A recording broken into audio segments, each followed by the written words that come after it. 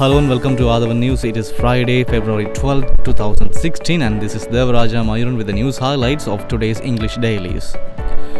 The headline of today's Daily Mirror says Yoshida further remanded.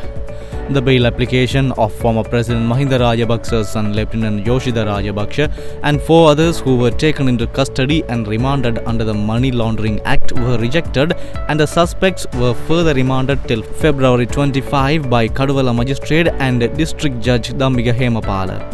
Another news says resisted decision to implement the UNHRC resolution, says Mahinda Rajapaksa. Former President Mahinda Rajapaksa yesterday called upon Sri Lankans to unite and resist government's decision to implement the UNHRC resolution on Sri Lanka. Another news with a question mark says Sri Lanka to purchase India's combat aircraft.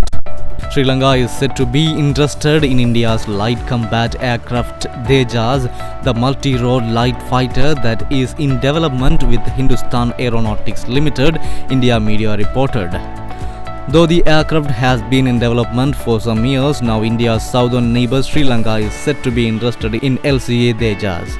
Another story says LG polls preferential rights to minister. Amidst reports about plans for the postponement of the local government election, a local election monitoring watch yesterday requested Subject Minister Faisal Mustafa to take steps to hold the elections at least in areas without such problems. The local authorities election has been postponed for more than a year in most districts at the moment, and the local authorities are administered by officials without elected representatives. In some districts of the north and east, it has not been conducted for more than 2 years. With that story, let me move to the news highlights of today's daily news, whose headline says tough decisions against SLFP dissidents. The Sri Lanka Freedom Party is to take tough decisions against party dissidents at a crucial Central Committee meeting to be held today at the Presidential Secretariat under the patronage of President Maithripala Sirisena.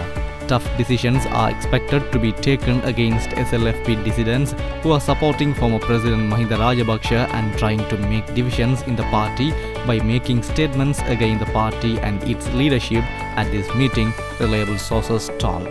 The news below it says Mahinda Rajapaksa likens the joint resolution to the 1815 betrayal. Former President Mahinda Rajapaksa in a statement yesterday said the UNHRC resolution co-sponsored by the Sri Lankan government is a great betrayal comparable to the Candian Convention of 1815. There is now an attempt to portray this UNHRC resolution as a great diplomatic victory for Sri Lanka, he said. Another news says Sicily remanded till February 25 over F1G case. The Colombo Chief Magistrate yesterday ordered that former Selangor Chairman Lalit Kotalawala's wife Cicely Kotalavala be remanded till February 25 in connection with the Selangor F1G case. And the news says Speaker to inform House on progress of death threat probe. Speaker Karu Jayasuriya yesterday said in Parliament that he would discuss with the relevant higher authorities today on the death threats he received over the phone. The Speaker was replying to a point of order raised by Chief Opposition Whip Anurakumara Disanayaka. MP Disanayaka inquired about the status of investigations into the incident. With that story, I just moved to the news highlights of today's Ceylon Today. Yoshida denied bail. Kaduvala Magistrate Dhammika Hemapala yesterday ordered 5 suspects including Yoshida Rajapaksa who have been in remand custody for 12 days on charges of money laundering CSN network to be further remanded until 25 February. The magistrate rejected a bail plea by their attorneys. A news below it says Mahinda Rajapaksa opens political office. UPFA and SLFP Kurunagala District MP Mahinda Rajapaksa will open a new political office at Nelumawatha Jayantapura Bathramula today for use as a base to stage his political comeback campaign. Another news says Lanka condemns Korea's missile launch. The Sri Lanka has criticized the decision taken by North Korea to launch a long-range missile on 7 February, the Ministry of Foreign Affairs said in a media release. The ministry stated North Korea must abide by its international obligations and must not take any action that could trigger tensions in Korean Peninsula. Another news says Cabinet approves 65,000 houses. The Cabinet on Wednesday approved 65,000 housing project for internally displaced people of North and East. The government has initiated the first phase of a plan to build 65,000 houses for the people affected by the war in the northern and eastern provinces. Another story says Missing Persons Commission expires Monday.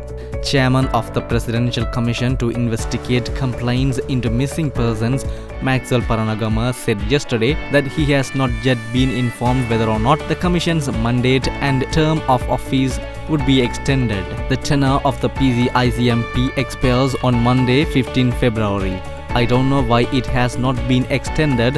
In fact, we have not been informed whether it will be extended or not, said Paranagama.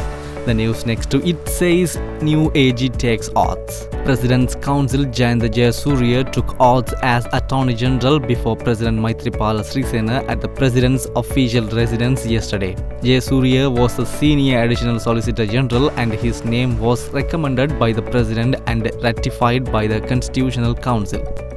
With that story, I just wind up today's news highlights. Join us tomorrow too. Have a nice day. Goodbye.